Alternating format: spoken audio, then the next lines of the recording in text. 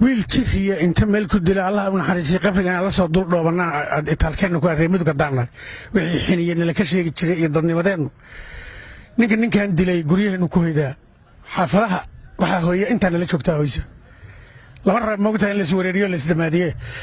waxa fiirsan nabadoonadii aaway gobolka mudug dhinacay rabaan ha joogeen hadda ma haysan mujeedaan aaw aqoon-yahanadii ganacsatadii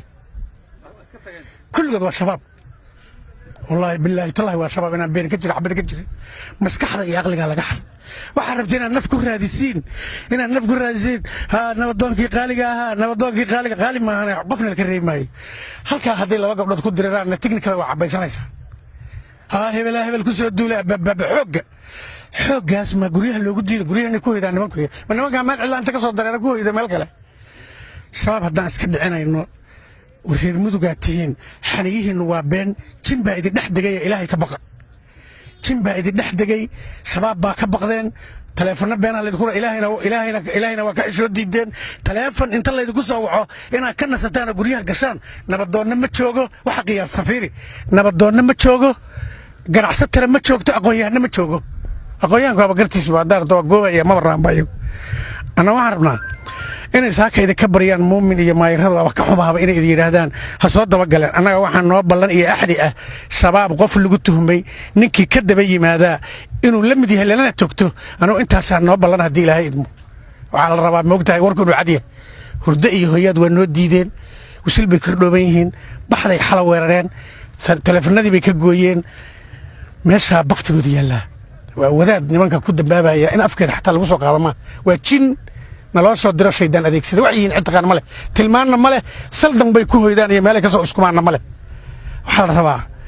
waliba reer Puntland waa naga sii darantihiin waa jeceshiin nimanka waa ka baqdaan xooga uga sii baqdaan waliba wallahi billahi xooga uga baqdaan nimanka halaqada markii geel la qaybsanayo gabdho is xoogaan nimanka doobi jiray hal nin ma imaanayo shabaab la maqlay meed baa meel yaal qof imaan maayo ruuxaas ilaahay baa laga baqaa dulinimo miyaan qaadanaa mase nimanka waska dhicinaa nimanku daymayaane maalin walba Cabdiqani Qaalib oo ahaa oday buu ahaa fulaan buu guriga ku soo hoyday hadda waa joogmana shar joogin baa qabtaa wallahi waa buuxani billah hadda kuwa gaalkan telefoon ku diray ayaga ahaayeen waa boqol dhigta ka wada laftooda ahaayeen waxaan rabnaa shabaab waa qof ciidamo wataan guryaheena dajinay guryaha ama military ama daraawiish nuucay rabaan ciidankooda iyo maamulba guryaha dabada aan rugno banaanka hal dhiga wax yaal banaanka aan dhigno intaas aan qaadano naga daayo wacdigan oo muxuu ahaa hebel u dilay waxna tar mayso qabri daba ina ku soo laabana xataa dambi noqoto maalin walba wiil xun oo nin hoynahayo oo nin gobolka mudug jooga gurigiisa uu ku hooyay baan nacbalo u nahay nabadoonada imaan ma hayaan oo ka soo taxay hadaa tiraada kaalay dakhlinka akhriya culimada kuwa naga diiday qojo iyo markay dhinteen oo waxaan ka weyn quraanka akhriya